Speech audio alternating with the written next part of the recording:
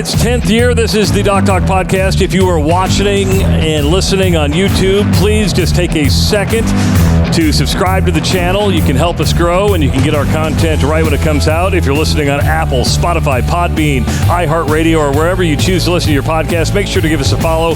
And yes, give us a rating, because more people that rate us, more people that write comments about us, well, we feel good about our egos, and then it also helps us grow. I'm Travis Justice. Please welcome the doctor, wearing his Big 8 Conference t-shirt. We're still not in the basement, though. Have you noticed that? We're still in the MCL Construction mobile studio. Which we hugely appreciate MCL. They're kind of the current podcast title sponsor, because that's where we're at. Yeah, they give us their space. Now, luckily, I work here, but Bob Carlisle and Tony Fuccinaro are very nice to say, all right, you can use the space to record your podcast. And, usually you and I go back and forth, right? We have a little banter. We talk about our families, our lives. Lots happened. My daughter got married. I've had one graduate from college. But we're going to dive right in, because we got a special guest today. It's not every day we get a legend. I mean, we've had a lot of good guests, but we have a legend today.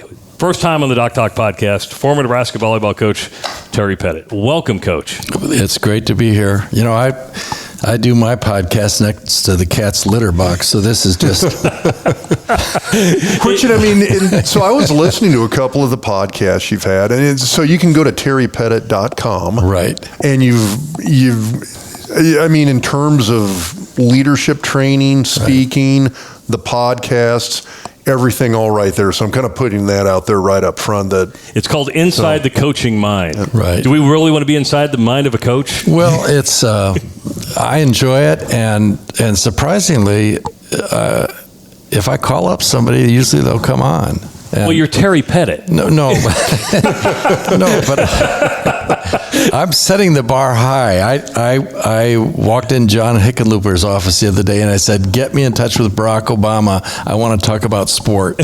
So, is it going to happen? Are you going to have the former president? No, I have not made contact yet, but I think he used to play basketball, didn't he? I believe when he was in the White House. Yeah. And his wife's brother was the head coach at Oregon State, so there's that basketball connection there. Do you enjoy the interview part of it? Now, Rob and I, during the season, all we ever do is talk about games, right? We break down the game. During the off season, we focus on interviews, and those are the most fun to me. Just sitting down, having an hour-long conversation, you get to know somebody at a much deeper level. Well, I think the goal is to get somebody to be vulnerable, and to be intimate, and it helps to know them or to know someone so that you have some basis for trust. But Coach Cook's going to be on in another week or two, and that'll be interesting, because there'll be very specific things that I'll ask him that maybe I wouldn't ask somebody else. And they won't all be about a horse either. They'll be about tactically, what he's going to do and what adjustments he's going to make. So that's always interesting.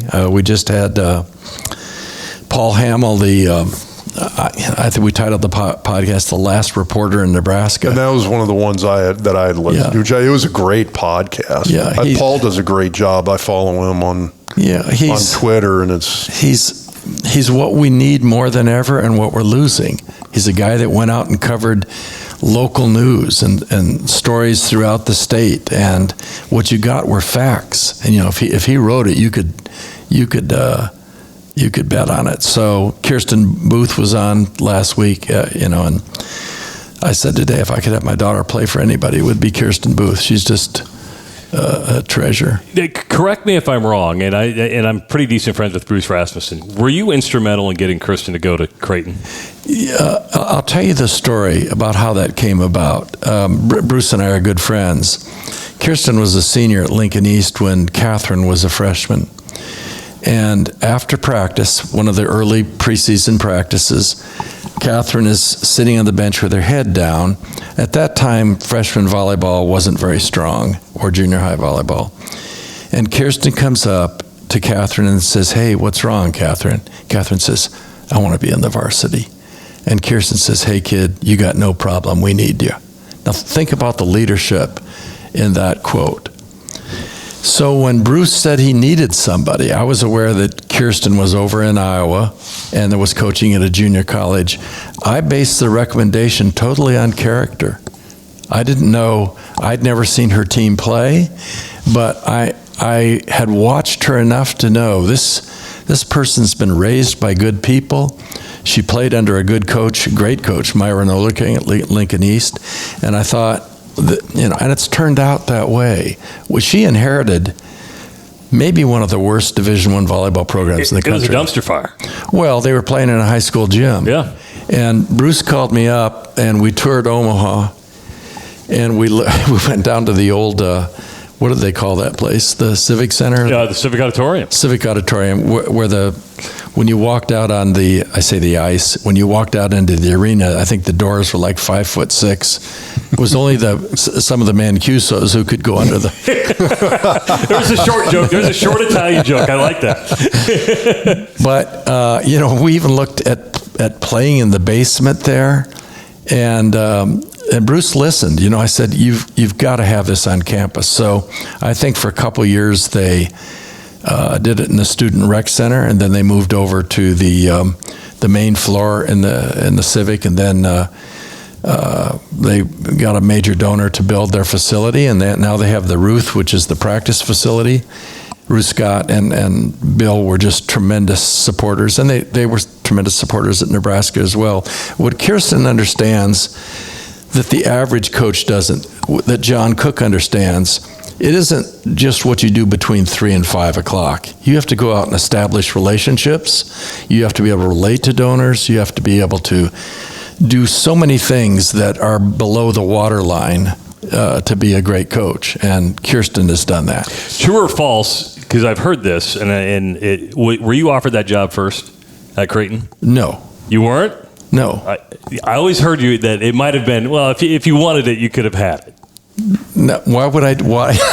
Well, why would I'm not saying you would have. I'm just saying it was like, let's resurrect a program. You had a good relationship with Bruce? No. My relationship with Bruce began kind of interestingly. Kathy Noth, more than any athlete, turned Nebraska volleyball from a good program to a great program. She came from Bettendorf High School. Bruce was her basketball coach. When Bruce became the women's basketball coach at Creighton was Kathy's senior year of high school. So the battle to recruit her was between Bruce and I. Bruce for basketball, me for volleyball. And I wouldn't even have known about Kathy other than Janice Kruger, who was the women's volleyball coach at Nebraska Omaha, called me up one day and said, "Hey, Terry, there's a great player in Iowa." And that's the type of collegiality we have in Nebraska that's so unusual. I mean, Creighton wants Nebraska to do well. Nebraska Omaha wants, you don't see the transactional bitterness that you see in many states. Iowa and Iowa State. I do a radio show in Iowa. I mean, the bitterness between Iowa and Iowa State it gets downright nasty. No. And Bruce absolutely. Yeah, I think I've seen 2 or 3 athletic departments. I've worked with hundreds of them, and I've seen 2 or 3 that aren't neurotic. And Creighton was not neurotic, when Bruce Rasmussen was the AD.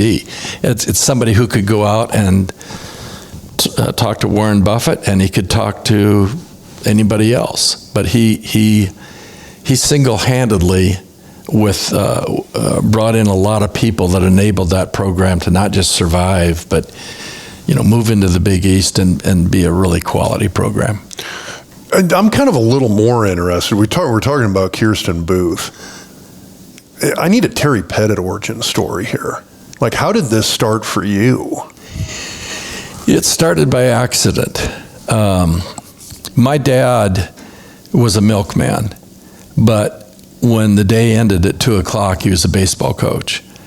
And my brother's a baseball coach. And my nephew is Mr. Baseball in the state of Indiana. Baseball is absolutely the best sport, in my opinion, to learn coaching because it's situational. And all sports eventually are situational. Baseball, it changes with every pitch. But I went to a small liberal arts college, and I majored in English, and I think I minored in religion, and went to get my graduate degree in creative writing, and with a major in poetry. And so it was an MFA from the University of Arkansas, and we were in a recession. So there were no jobs. So I got in the car, and I drove east on the interstate. And when I got to Virginia, I started walking in every small college campus I saw. So I went into King's College, Radford, came down the coast in Maryland, back, cut across through North Carolina. I had 4 job offers. Now that tells you... Just walking in the door. Just walking in the door, and somebody had quit, like within a day or two.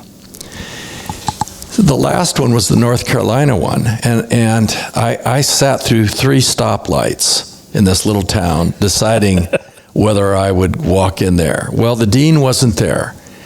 So to see him, I had to stay at a motel that night. And the dean came in the next day, and they really didn't need me. They didn't need an extra teacher. But I was hired to teach 4 English classes, 2 intro to literature and 2 freshman composition, coach men's tennis and men's golf. And then the president sees on my Vita sheet that I had played for the '68 Olympic coach in Chicago. Now, I was a Scribini. I was like the worst player in Chicago. But that made me the best player in North Carolina. And so the president came to me and said, "Would you coach our volleyball team?" I didn't know he meant women. I didn't know what it was. So I go to the organizational meeting, and there are 30 women there, none of whom have ever played. And I would think maybe only 3 or 4 had ever played organized sport. Give me a year. What year was that? 1974. Okay. 74. So Title IX had just come in. Just a few years. Yeah, Title IX was 2 years old. And they had started a basketball team, so they'd recruited some athletes in basketball. We go to I go to see what kind of equipment we have. We have no uniforms. The referee stand was about a 15-foot tower the baseball coach used to watch practice. So you're seated 8 feet above the net. The referee was the center fielder on the baseball team. And I couldn't find anything for uniforms, so I actually bought material down in Raleigh and had a seamstress make the shorts, make the jerseys, and we tackle twilled the lettering, because I believed, tackle twill is how you identify that you're a decent team. We had 1 volleyball, and that was mine. Okay, now we ordered some. So we practiced for 2 weeks, and we only worked on 2 fundamentals. We only worked on serve and pass because I wanted to make sure we got that down. We played Chowan College in the first match, and we don't rotate. Chowan just runs off 15 straight points. Wow. Okay. So I went to see my mentor there. His name was Enid Drake. He was the men's basketball coach, and he played minor league baseball, and he's probably 42 at the time, and I thought he was probably 108. But I walked in and I said, "Enid, I don't understand. I don't quite understand what happened here." And he had a spittoon beneath his desk, and he said, he waited for about 40 seconds, but then he said, "Terry, they need fundamentals. I know they need fundamentals, but what these kids need is to see this is fun." And I needed to hear that. So we went out the next practice and we introduced spiking, because spiking is the fun part of the... You get to hit something hard, right? Part of the game. And I did have some athletes. We played the same team 2 weeks later at their place and won 2-0. Back then you played 2 out of 3. So had we not, then I would probably be teaching creative writing somewhere at a liberal arts school in North Carolina. It all happened by chance. I thought of a coach as a guy wearing a gray sweatshirt with a whistle around his neck, which isn't true. I mean, Coach Osborne, I think his degree's in Ed Psych. And Joe Paterno, I think his degree was in Shakespeare. And you often find people that are exceptional in sport that really have a liberal arts background, have interest in other things. Well, you're a deep thinker, and I'm going to let you in a little something that the media. I told Rob this before we interviewed you, and I started way back when I was 24 years old covering your team. I was so young. You were the only coach that intimidated me. I don't know why. Was this for the Daily Nebraskan? No, it was for Fox 42 and then Channel 3. Okay. But it would go into your press conferences because I felt you were so smart, and we called you Socrates. You probably didn't even know that. No, I didn't. You had this philosophical approach to you that I always felt that if I asked a question, you thought, this is just the dumbest question I've ever heard. So it was intimidating. It is coming from a member of the media. That's true. It's coming from a member of the media. But I wanted to do what you were doing. I wanted to be originally I wanted to be a journalist.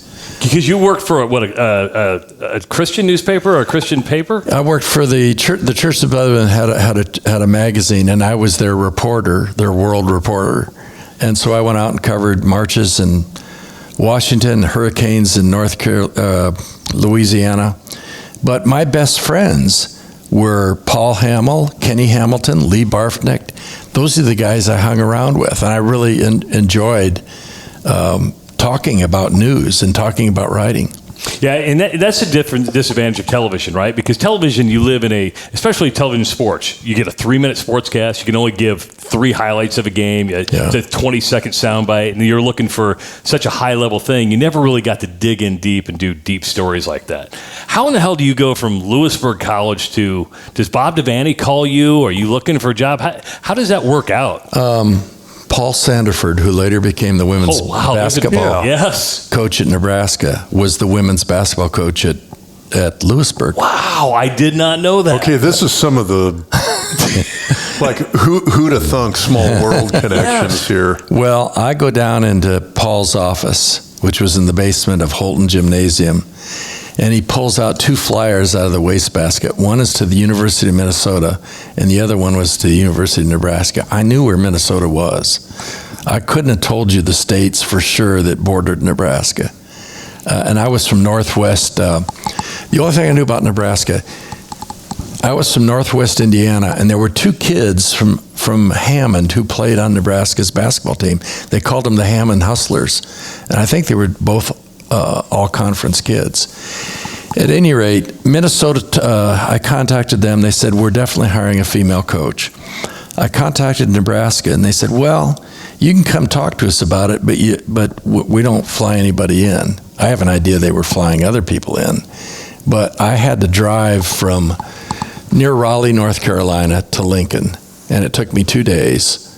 And you drive through that 3-lane road in West Virginia, which is a killer, and then you into Ohio, Indiana, Illinois, and on into Lincoln. And the brilliant thing about the whole thing, the interview, I ran a 45-minute practice for 6 girls, 6 volleyball players that were there during the summer.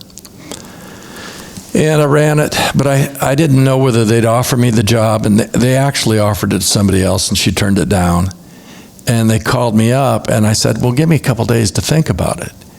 Because I wanted to return to the Midwest, but I wanted to return teaching creative writing. And I thought, well, I'll do this for 4 years, and we'll see what happens. And I had a couple days in Lincoln. I spent a lot of time in the state capitol, and one of the things I mentioned today earlier at the HumanX Summit, I was impressed with the murals on the wall in the state capitol. And the one that impressed me the most was the one of the school teacher out at Midvale School in 1888 blizzard. Have you seen that, Rob? Mm-hmm. And the teacher's 19 years old, and the blizzard of the century comes. They called it the children's blizzard because so many school children died. So the blizzard comes in and blows the roof off the school. And she ties the kids to a rope, all 13 kids, and walks a mile to her house and saves their lives. The next day the parents come, the school's destroyed. They thought the kids were gone, but she saved their life. And that building impressed me for several reasons. I thought, who takes the time to build something like this? This was not done on the cheap. I mean, it was done over several decades. And then who values art so much that they put these murals up? And then I at that time there were elevator operators, and I went in the elevator and went up to the observation deck beneath the sewer. And as a matter of fact, I used to tell the recruits that the sewer was actually an attacker. It kind of looks, but it's something that couldn't be built today. True. You couldn't get the political will to build something like that today. It was so impressive. And now when you see, particularly when you see that people want to remove art and music and important things like that from our public education, it's disappointing. But that more than anything else made me want to take the job. I thought, boy, this is pretty cool. And at that time we also had all the fountains that ran from the state capitol down, and the mall. Yeah. So it was, I didn't know if I could do the job, but it was something that I wanted to try. And during those 4 years, we had began with one graduate assistant, and I think Coach Cook now has people that feed a horse beyond the. Well, I mean, the NCAA just changed the rule. Now they can have, analysts can be coaches. I mean, it's changed that whole. I mean, how many people do you really need to run a team? Some of these football teams are getting so bloated that you've got 40 people on staff. Well, Tim Miles is somebody that I worked with, and I recommended him to Nebraska. I worked with him when he was at Colorado State, and I went into his coaches meeting once, and I couldn't remember the people that were in there. And I thought to myself, it would take me more energy to manage these people than they could possibly give me back. So I think there's a different number for different people. And now, digitally, you can get whatever you want. So you can hit a button and find out what the attacker on Missouri, where she's taken the ball against every team in the country. We used to have to do videotapes that would take several hours to do that. And it was a tremendous advantage because we would do it and other schools wouldn't. So from a preparation standpoint, it was there. But I don't quite understand the need. You've got a roster of 14 people. You've got 4 full-time coaches, a director of operations, a sports psych, a trainer, and then analysts and people doing the videotape. I don't know. I'm kind of with you. It's like anybody who wants a job, go ahead and we'll create one for you. To be fair, John has done such a good job promoting the sport. He does create more work, because when you're drawing, when you're selling out, at 8,500 people, you have more challenges than you do at some school that doesn't care and has 1,500 people. So I am thrilled with the job that he's done. And it's hard. We saw a great transition from Coach Devaney to Coach Osborne.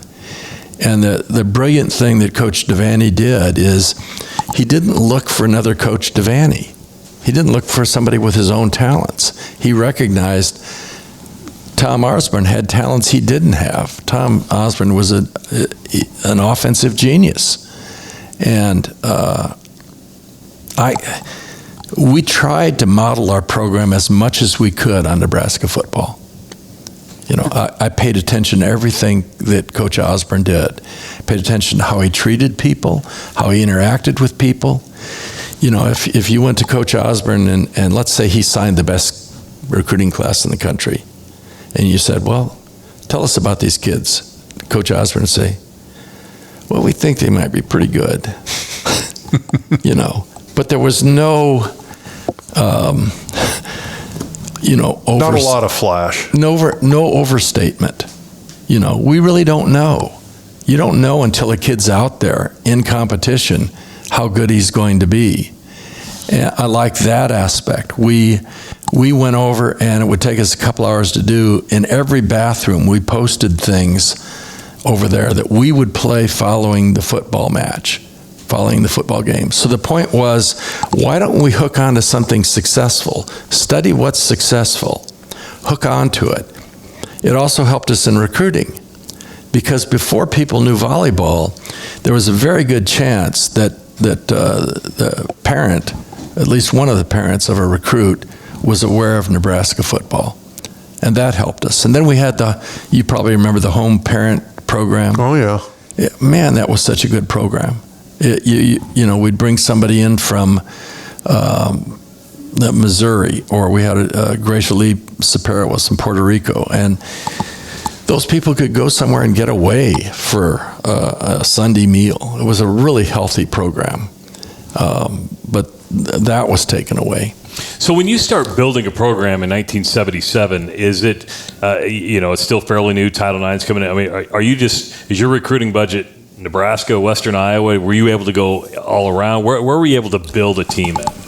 The entire recruiting budget for the department was $50,000. Did you even make that much at that point in 1977? I made $12,000. Well, you said you wanted to be a journalist. That's fairly close at that point. No. There are stages in my development.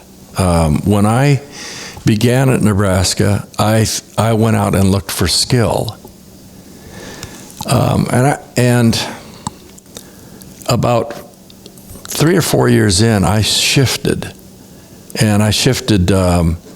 actually, a book reinforced what I came to believe was called Soar with Your Strengths. And the emphasis was on talent.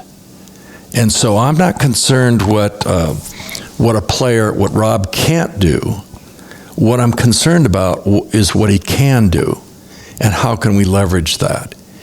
So I was less concerned with skill, but if a person had a shoulder rotation, if a person can run and stop, if a person has the vision that can track, I'm confident I can teach them. And so from about 1982 on to the end of my career in 2000, I never went out in the gym and thought the other team had better athletes. Because if we're just recruiting the second best skilled players against the top team in the country, we never catch up. We had to do something they weren't doing. And so athletically, we were superior. And we built our program around setters, and the setters were superior athletes. You mentioned Nikki Stricker. Lincoln East. Nikki Stricker made the single best play I've ever seen in college volleyball. We're playing at Texas. And Stephanie Thader, who was a 3-time All-American, is a middle hitter hitting a slide where you go off 1 step, 1 foot behind the setter. Well, the set was wide, and so Stephanie's going out off the court. Texas digs the ball in system, meaning it's going right to the setter. Nikki, the setter, runs over and blocks the quick attack. So it isn't even her position. But she played middle blocker her freshman year. She started as a setter for sophomore, junior, senior. Lori Endicott, best setter in the world, played middle blocker in high school. Okay. Gracia Lee Sapero, National Player of the Year, right side player for us first year, set the last 3 years. Val Novak came in, played right side, played setter the next 3 years. Kathy Noth was MVP of the conference. First 2 years as a hitter, I change her and make her a setter. And she goes on to the U.S. national team. Because if somebody is that good an athlete, I want them to touch the ball as much as they can. And she had more potential internationally as a setter than she did as a hitter. So that change in a recruiting strategy changed everything for us. And I pointed to today in this presentation, we all can recognize Michael Jordan. We all can recognize Allison Weston, Gracia Lee Sapero. High talent, high skill. We all can recognize low talent, low skill. Well, I can't run and I can't shoot. Okay, we don't want them. So where you're recruiting is high skill, low talent, or high talent, low skill. I always chose the box high talent, low skill, with the confidence that we can train them. Now, there's some things we can't train. We can't train a shoulder rotation if you don't have one by the end of puberty. You can't, and if you think you can, go out and try and throw with your opposite hand and work at it 7 days a week and see how good you get. Because the neural pathways are no longer there. You can't do it. And you can't train somebody to be a great passer if they can't track the ball. Now, glasses can help some. You can improve vertical jump, but we can improve. Here's what some people may not understand. Let's say your vertical jump is 14 inches and another player is 26 when they come to us.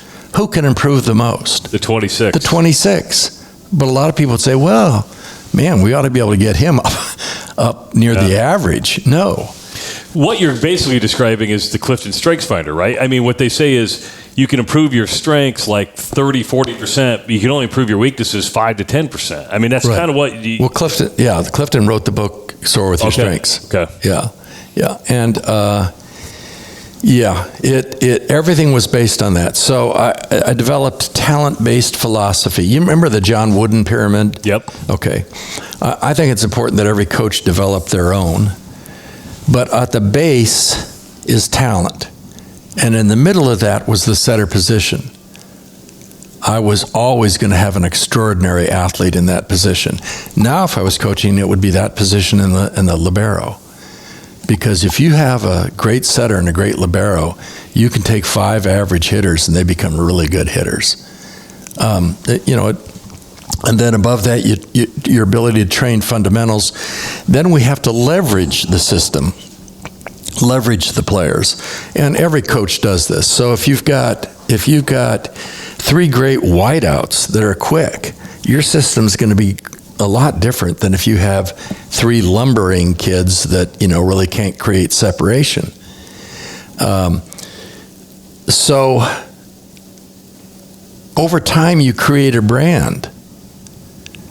If we have a setter that can deliver the ball consistently, who wouldn't want to go play on this team? She's going to make you look really good. And you start to create a culture and you start to create success. From 1982, when the NCAA took an interest in women's sport, up to then they hadn't. AIW ran it. 1982, and I retired in 2000, we never lost to a team that wasn't in the top 20. Wow. Now, you're playing 30 matches a year. You go 18 years, you never lose to a team that is not, there's 350 teams. So what it means is that you establish habits where, whether we're playing Texas or whether we're playing a team that's ranked 160th, we prepare the same way. I think you'd find Coach Osborne did the same thing. I don't think he took a week off. No, and that was the thing that was always, I don't want to say interesting about him, but I think the thing that always struck me is that the whole philosophy was based around preparation. You never went into a game with the goal of winning the game. Everything was based upon the preparation that you'd put in. Hey, when I line up across from a guy, whether he's a freshman for Middle Tennessee State or an All-American for Oklahoma, the only thing you were thinking as a football player was, hey, how am I going to step on this particular play? Where's my hand placement going to be? Where's my hip position? Yeah. It was all of this muscle memory that had been ingrained within the preparation. You weren't thinking. It had become habit. Yeah. We don't want players to think. Occasionally between plays, but for the most part, we train them for the appropriate response. And it's repetition, it's deliberate practice, and then you do have some decision makers out there. The setter is one. The setter's a position where she not only has to have good judgment, she has to understand the game plan, but she has to be a servant leader. She has to know which players to put an arm around and which ones to kick in the butt. And, that's a talent in itself. So there are a lot of players we had that were wonderful players who could not have played that position because it would have taken a lot of energy to get them to gain that type of insight. They had to outwork everybody on the team. Quarterback position? Would you compare it to quarterback? Yes, except they're on the court all the time. Yeah. They're not leaving for half the season. Yeah. Going over there and getting that cool water in the air. It's interesting what you're describing because when I got into journalism and I chose sports and people they wanted to talk about X's and O's. And I think they complained about this podcast because we don't talk a lot of X's and O's. I was always fascinated by the team dynamic. What made a great, talented team that didn't work out, because I'm sure you had teams that were extremely talented but maybe just didn't perform up to their potential. But I'm always interested about the psyche of the team. And you spent a lot of time in your retirement years about this. Is that what drove you to coach? Was it the X's and O's or was it just the dynamics of team and trying to put an organization together? Can I piggyback off absolutely. of this question? Because when you talk about coaching, you had mentioned that you were going to go to Nebraska and you said you're going to give this 4 years. 4 years. What happened in there where you didn't go back and become an English comp professor, a European literature professor, poetry, creative writing? Yeah, I came close. I think maybe after my second or third year, I went over to Union College, and I talked to the English department, but Union College only taught, quote, Christian books, which meant it was a pretty limited fiction department and whatever. And I kind of sucked it up and just went back. Glenn Potter helped mentor me. I don't remember Glenn. I do. Yeah, he taught in the physical education department. Yeah, that's a blast from the past. And Glenn had been the head men's basketball coach at BYU. And I used to play noontime basketball with him. And I was naive in a lot of ways. I was naive in that, I found out some of the players were smoking marijuana. Which is legal now, by the way, in the NCAA. They've taken cannabis off the ban list. Well, but I felt I responded personally, like I thought I had really worked hard to develop, But I went to Glenn, and he put it in perspective for me. He got me back on the horse. You need people like that. You need people that can help do that with you. And then the second year, Nebraska had never beaten Southwest Missouri. Southwest Missouri was a top 7-8 program, and a tremendous coach there. That's now Missouri State. Yep. And we beat them in the regional. And our setter was Lori Melcher, who is Kelly Hunter's mom. And she was a tough kid from Beatrice. We'd break the huddle and she'd always spit on the court and then rub her shoe in it. But she was a great competitor. And that changed. Somebody said something earlier today about, Kirsten said, I asked her, what was your most difficult year? And I think she said 2011. She said, I lost the team. There's no worse feeling in sport, and maybe in business, when you feel you've lost the trust of the people that report to you.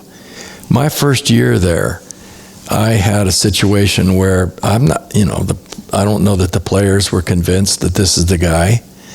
And I had a situation where I had an assistant coach, I think, that was not the most loyal person, so I don't think he was helping that situation.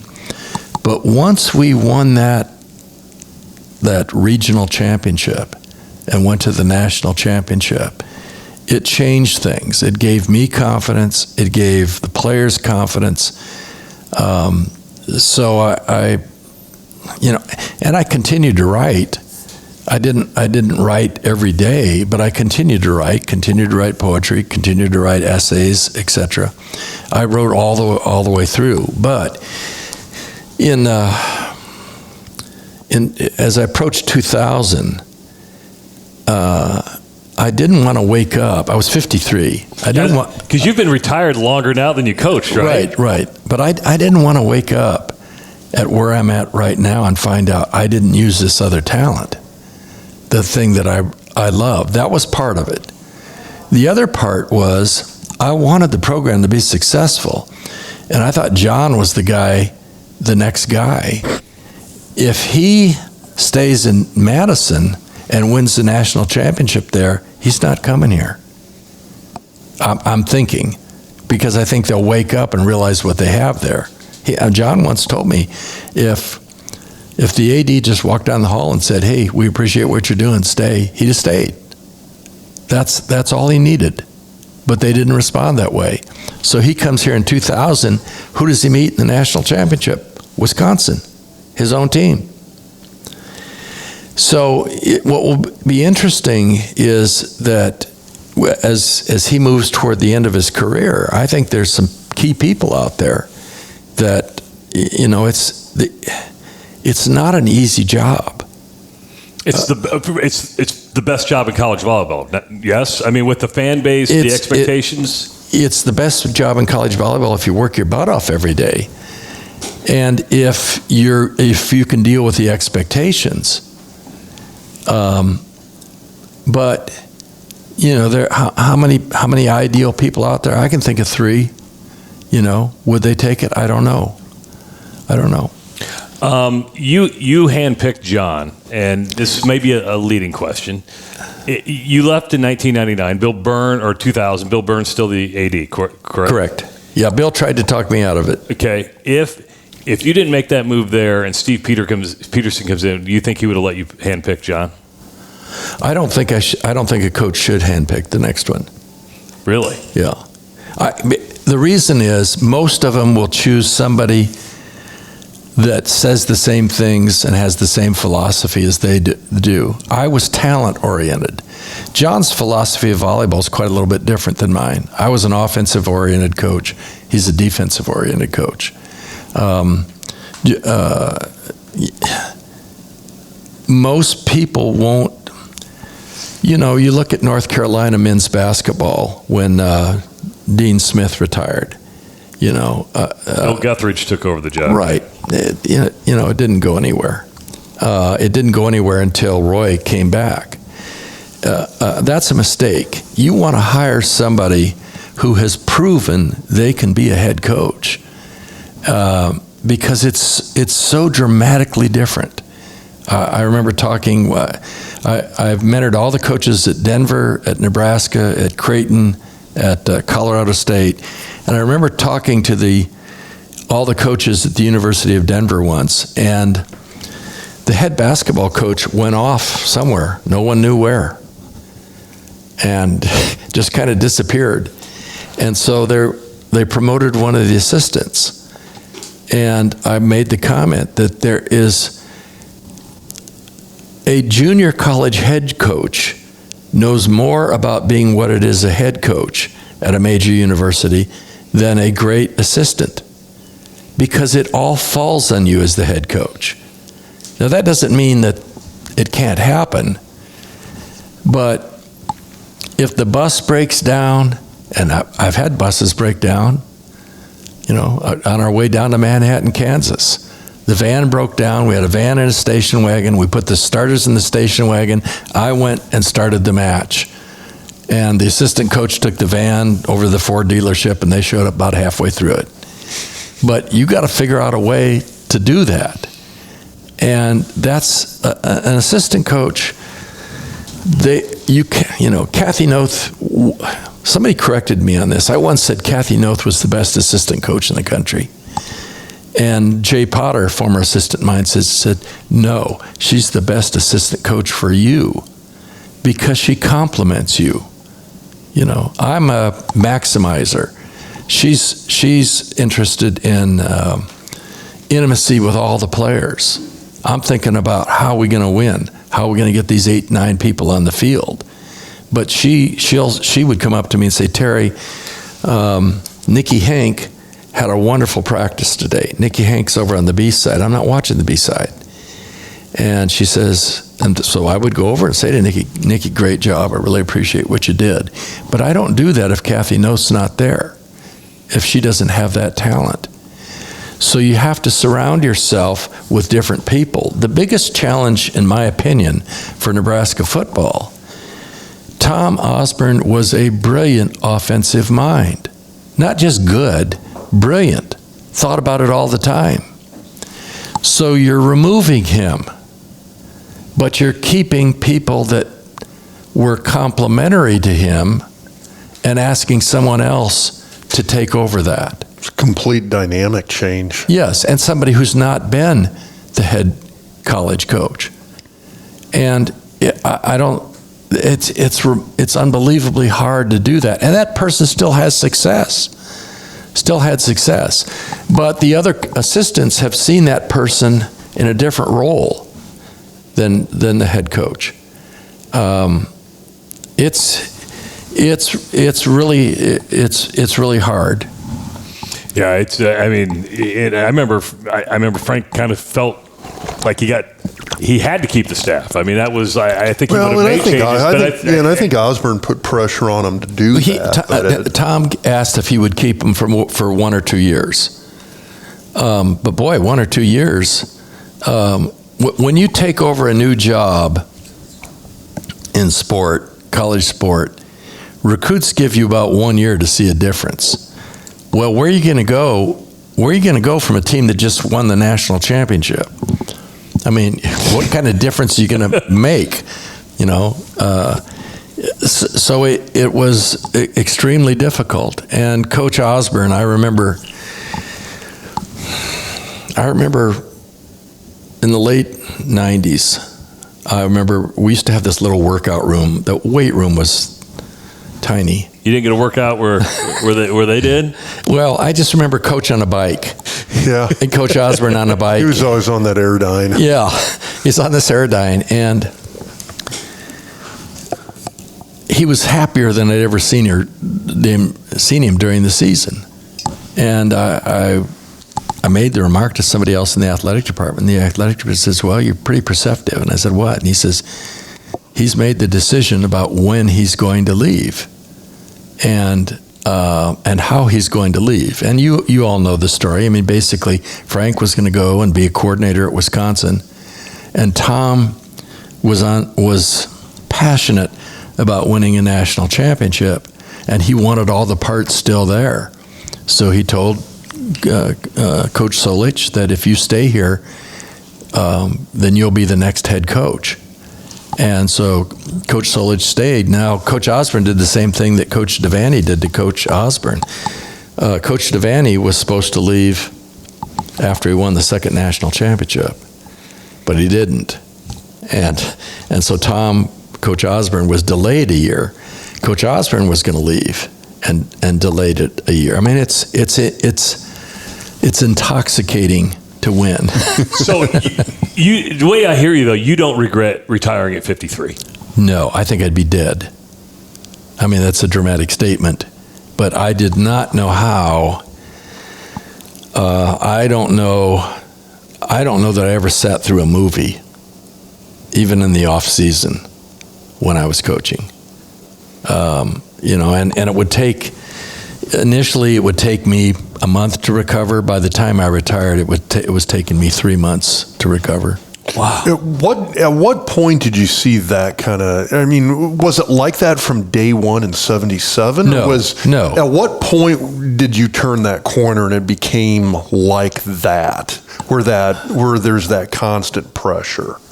Well, and I'm not sure pressure's the right word. No, the pressure's all self-imposed. Yeah. No, it was. I think it's an addictive personality to some degree, and I think maybe Adler wrote a book called Positive Addiction. So you cannot turn it off. You keep thinking about the fifth rotation and what you need to do, and it's not particularly helpful. So that was there, but the other thing that was there was I realized I had tabled this other talent, and I wasn't interested in dominating. It would make, won a national championship, or the team won a national championship. I don't need to go out and do that again. In other words, that wasn't my sense of purpose. When I came to Nebraska, the first time I wrote down a purpose statement was in the early 80s, and I said, I want to create an environment where players play with such joy and athleticism that if another great athlete walks in the building, they'll want to join them. It was evangelical. By the time I left coaching, it was a different purpose statement. I want to create an environment where we develop healthy, independent women. And I felt we'd done that, So the reason it became so big, I didn't care personally whether we played in front of 5,000 people, but I knew to be competitive, to compete at the highest level, we had to do something. We couldn't import an ocean. The one thing we had were I-backs running for 1,500 yards. But the second thing we could get, if we could create an environment where Grace Elisa Perro, who's in Puerto Rico and flies over Florida to come here because she sees something she's never seen before, that's an advantage. Or Amber Holmquist from Texas, or Fiona Nepo from Honolulu, Hawaii. So the advantage was not I think John was motivated why I want to show people we can generate enough revenue, we pay for ourselves. That wasn't my motivation. My motivation was I want to have access to the best athletes in the country. We have a unique fan base here that is different than any other. That's true. I mean, go to volleyball. I mean, gymnastics back in the day, they showed up for them. They'd show up for everything. Which I think that's going to be one of the biggest challenges for whoever replaces Cook. You create that fan base. You create that. There is fan pressure, I think. I mean, that's something that, yes. you look at what happens in football. I think baseball is a good example. I mean, when Dave Van Horn took those teams to the World Series, that is now the expectation. There's a fan of Nebraska baseball. When are you getting back to Omaha? Yeah. Well, I think there are people that can do it. I'll name three people that I think, and I have no idea, when John's retiring or, how many horses he needs. But certainly Kirsten Booth in Omaha could do it. Danny Busboom, Louisville can do it. Christy Johnson and Iowa State could do it. And the advantage that those three women have is they understand this place. And they've also won at a very high level. I don't think, when I helped the Omaha Supernovas hire Shelton Collier to be their coach, I don't think he understood the level of intensity and interest in volleyball in this state. And if you grow up with it, you're comfortable with it. But it's different. You brought up the Supernovas. Can a professional volleyball team make it? And hear me out here. Omaha's great because you put 11,000. It's the other markets that have to keep a league going. But can another league, because Jordan Larson's going to play on a different league, can two leagues make it, or is it going to be one of these UFL and USFL? No, they'll have to be. But that's happened with every sports league. Yeah. No, they bring different things. The thing I like about the ownership in Omaha could not have put on a better product. They staged it right. Everything was done well. The athletes were put up in luxury housing, partly because that ownership group has luxury housing. They were provided with cars. That ownership group has dealerships. That was all done well. The other league is the things I'm concerned about. They went out and signed all the Olympic players. And they paid Olympic players not to play last year, over $100,000 each. They could have played in Pro Volleyball League. Okay. Really? Yes. But it's not local ownership. So one investment group in California will own all the teams. I'm not a fan of that. It's hard to build community around that, right? It's hard to build community. That ownership group determines who plays where. Now, they'd be foolish not to have Jordan Larson play, if Jordan plays, in Omaha. The positive side is that women are going to have this opportunity. And I believe Omaha, in one way or another, is always going to have a team. You're right. I don't know. I wouldn't necessarily think Atlanta would be a great place for a team. Yeah. And there's going to be 2 teams in Atlanta. But if you look at the Big Ten towns and communities near them, that's where you want to have teams. I mean, there's tremendous interest in Iowa, in Missouri, and Michigan, and those areas are going to be fine. Austin, Texas would be great, but San Diego, people don't go to baseball games there.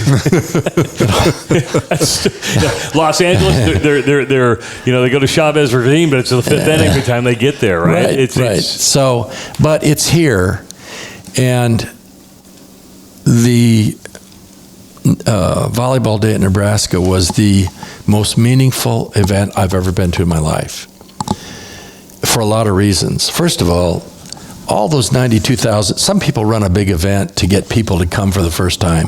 Everybody who'd been there had been to a volleyball match before.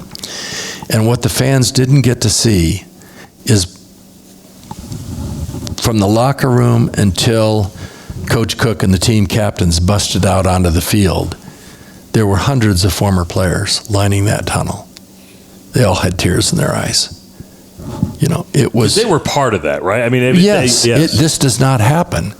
This doesn't happen. They're tethered together, and that's why it was so powerful. And I appreciate Trev taking that risk. I appreciate John taking that risk. I don't know of any other university that would have done that. I thought it was just remarkable. They put more people in that stadium than football ever did. It's the all-time Memorial Stadium record was for volleyball. Right, exactly.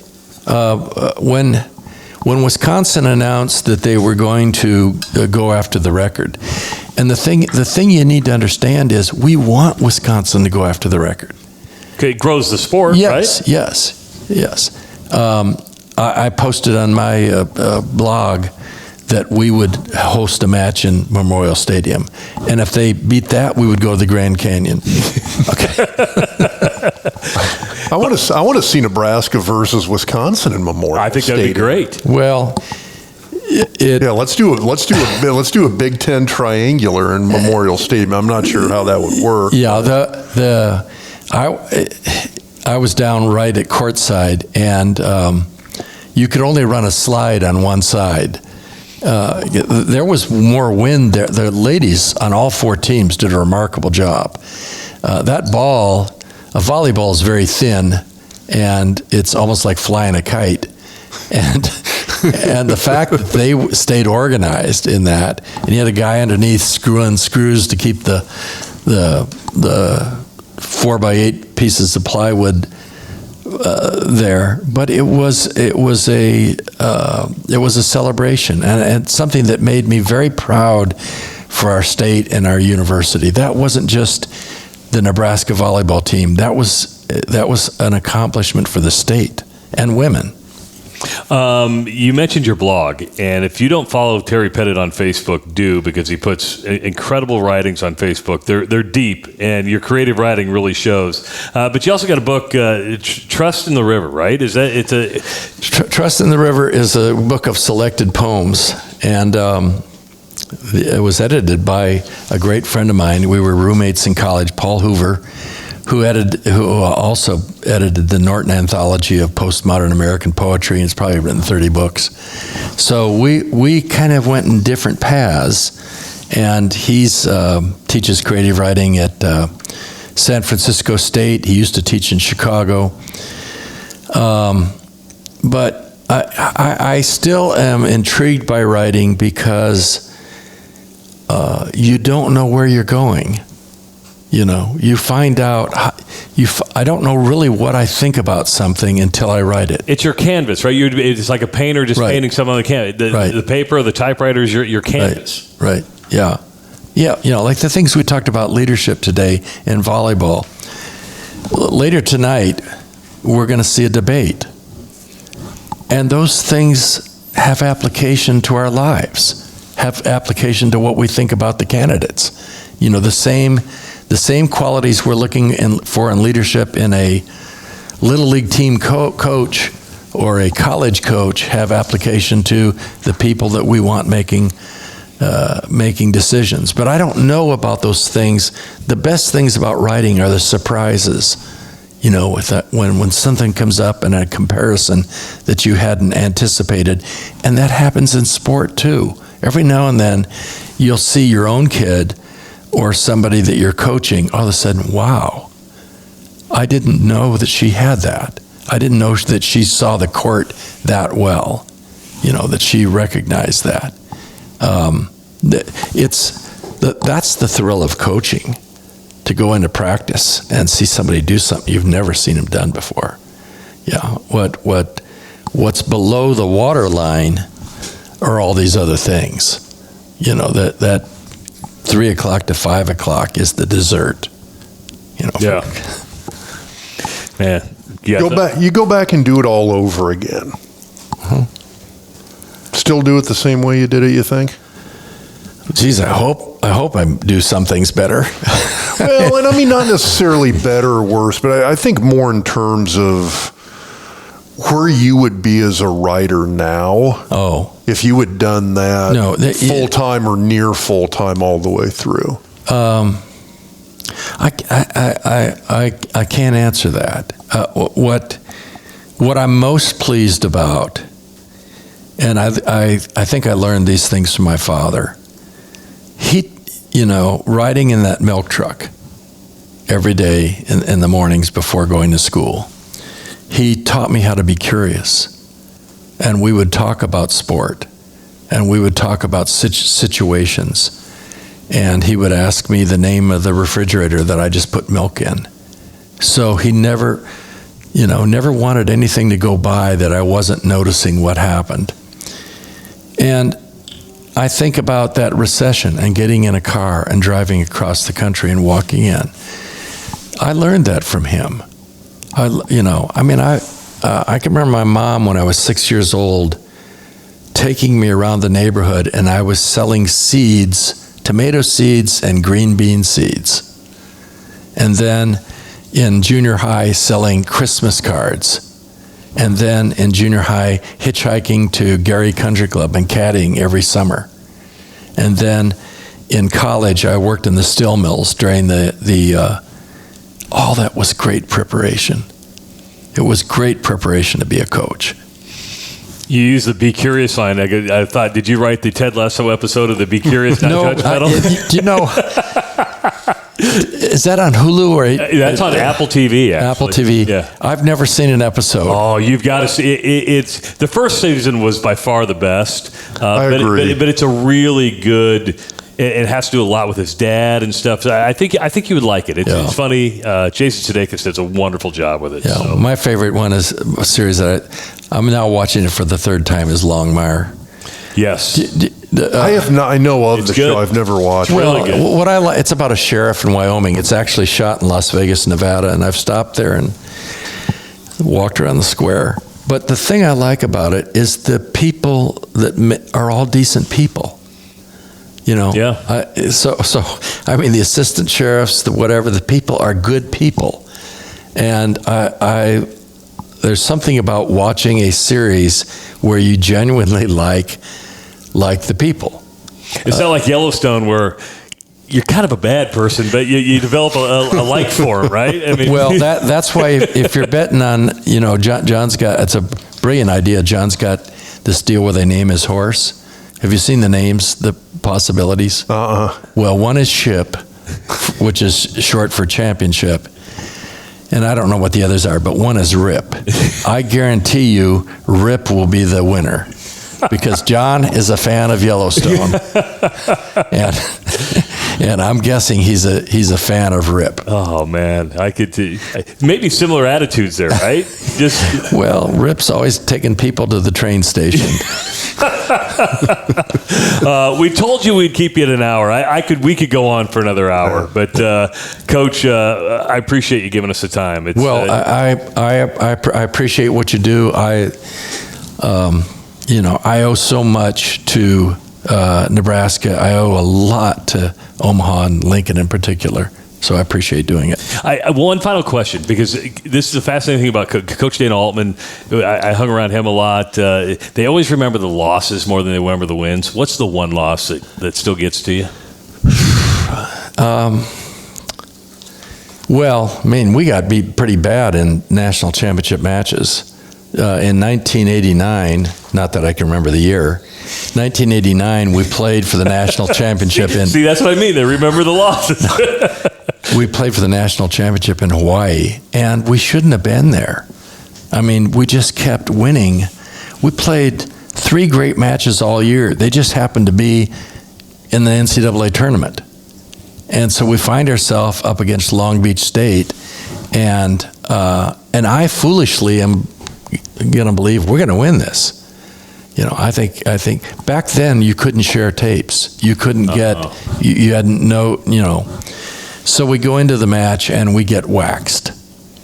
And after being up and in position to win the first set, it so destroyed me and John that we sent the team back to Lincoln. John and I went up on top of a outrigger hotel and sat there on lawn chairs for like a week and just stared out into the ocean. Anything to drink in there, though? No. Neither of us actually. And then we came back in stages. We went to California and we recruited, and then we couldn't come back right away. Oh. It hit us hard. But no. Sport is like heaven. You win or lose, you get to get up and go do it again. Or is there again, I'm piggybacking off of Trey. Is there a favorite match? And I guess I asked, that in the sense, because if you ask me, so I played in Lincoln, redshirted in 90, 91 to 94, got a national title. We won 4 straight conference titles when I was there. The national title game when we beat Miami. It's maybe top 10 in my list, but it's not top 2 by any means. One of the top 2 would probably be the loss to Florida State in terms of the games that I loved that I played in. I went to one bowl game and that was it. I could never go because we were playing in the tournament. You had a day job. But we went to that match and that game. The Miami or the loss to Florida State? The loss to, wasn't it in the Orange Bowl? Yeah. Okay. And I just remember, I think it was an hour and a half before the buses were all around the stadium afterwards. And Trev had an amazing game. Yeah, he did. And he had his arm in us. Yeah, it dislocated the elbow a month prior. Yeah, but it was just an amazing game, just a wonderful game. And as I recall, didn't Nebraska have the chance to kick a field goal? If we had made it as time expired, would have won. You just triggered some people with PTSD. I think I went almost 20 years before I ever watched a tape of that game. Wow. Yeah. But if you'd asked me prior to that, I still would have told you that was one of the most fun games I've ever played in. I would say we beat Penn State 95 win the national championship. We come back and lose 5 starters and come back to play Penn State in a regional to go to the national championship game. We really shouldn't be there. And we're down 11-7 in rally score in the 5th game and come back to win in the Coliseum. Bill Byrne is there with the Orange Bowl representative. The Orange Bowl representative turns to him and says, "This is the best athletic event I've ever seen." That's awesome. The Coliseum, the noise level was crazy.